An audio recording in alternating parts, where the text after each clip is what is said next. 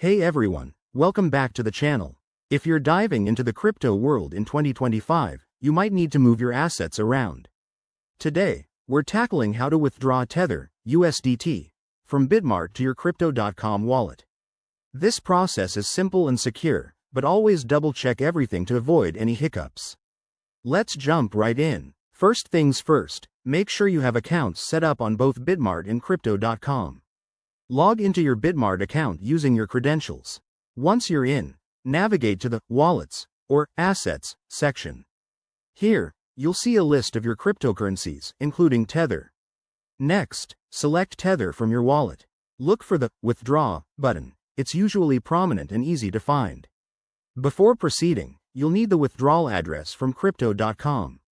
Head over to your Crypto.com app or website, go to your wallet, and copy the Tether deposit address.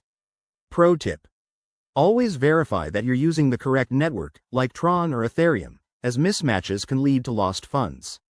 Back on Bitmart, paste the Crypto.com address into the withdrawal form. Enter the amount of Tether you want to withdraw, but remember to leave some for any network fees. In 2025, fees might vary, so check the estimated costs displayed.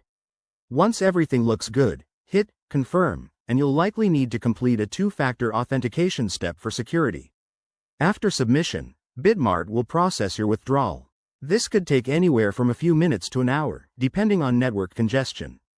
Keep an eye on your Crypto.com wallet for the incoming transfer. If you encounter any issues, both platforms have support chats or tickers to help. And there you have it. That's how you withdraw Tether from Bitmart to Crypto.com in 2025.